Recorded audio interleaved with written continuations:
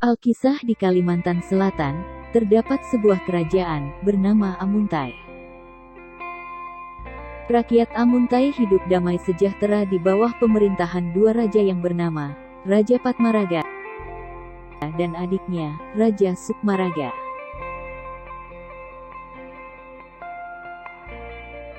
Kedua raja itu memerintah dengan adil. Keduanya juga saling menghargai, hidup rukun, dan bahagia. Namun, ada satu hal yang mengurangi kebahagiaan mereka, yaitu mereka belum dikaruniai anak.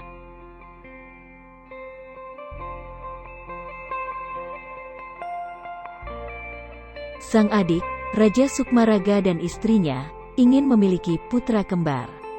Akhirnya, Tuhan mengabulkan doa mereka. Permaisuri hamil. Raja Sukmaraga amat bahagia. Tiap malam, dia selalu mengelus perut istrinya dan berkata, "Semoga anak di kandunganmu ini, benar-benar sepasang putra kembar yang cakap." 9 bulan kemudian, lahirlah sepasang putra kembar yang tampan. Raja Sukmaraga segera memberitahukan berita gembira itu pada kakaknya, dan juga pada seluruh rakyat.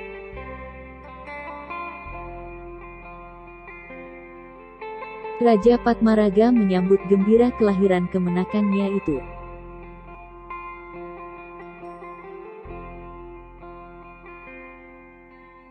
Namun dalam hati, dia merasa sedih. Dia juga ingin dikaruniai anak. Tak harus sepasang anak laki-laki, anak perempuan pun akan ia terima dengan sukacita. Raja Patmaraga berdoa, memohon petunjuk pada Tuhan. Akhirnya petunjuk itu datang juga melalui mimpi. Dalam mimpinya, Raja Patmaraga diminta untuk bertapa di Candi Agung, yang letaknya di luar kerajaan Amuntai. Keesokan harinya, Raja Patmaraga segera menuju ke Candi Agung, dengan ditemani oleh pengetua istana yang bernama Datuk Pujung, dan beberapa pengawalnya juga ikut. Setelah beberapa hari bertapa, Raja Patmaraga pun pulang. Dalam perjalanan pulangnya, dia melewati sebuah sungai, dan melihat seorang bayi perempuan yang tergeletak di pinggiran sungai. Bayi itu menangis, disanggah oleh buih-buih air sungai. Raja Patmaraga pun sadar, bahwa bayi itu adalah jawaban dari doa dan mimpinya. Datuk Pujung, bantulah aku, angkatlah bayi itu dari sungai.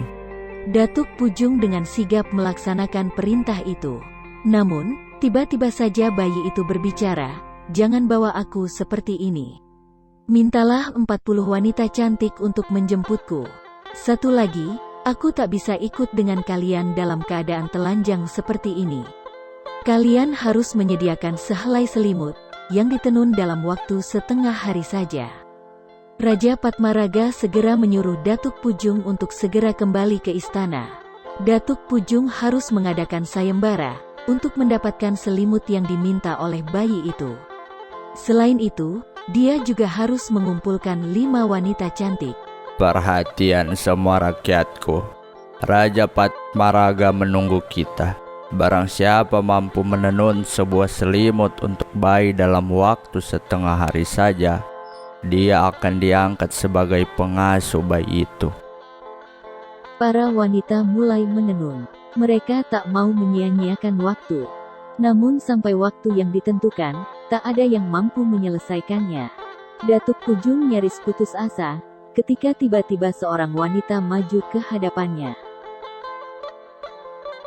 "Tuanku, ini selimut hasil tenun saya. Periksalah dengan cermat, apakah selimut ini cukup untuk menyelimuti bayi dari Raja Patmaraga?" Datuk Pujung memeriksa selimut itu. Ternyata, tenunan wanita itu sempurna. Wanita yang bernama Ratu Kuripan itu, langsung ditetapkan sebagai pengasuh bayi Raja Patmaraga. Datuk Pujung, Ratu Kuripan, dan 5 orang wanita cantik kembali ke sungai, tempat Raja Patmaraga menunggu. Alangkah senangnya hati Raja Patmaraga, ketika melihat Datuk Pujung berhasil membawa semua yang diminta oleh bayi itu. Akhirnya, bayi itu dibungkus oleh selimut buatan Ratu Kuripan.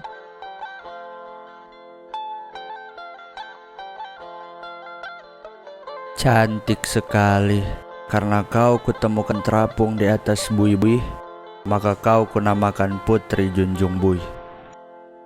Rakyat kerajaan Amuntai terasa lebih lengkap. Bersama dua raja dan putra-putrinya, rakyat hidup bahagia dan damai.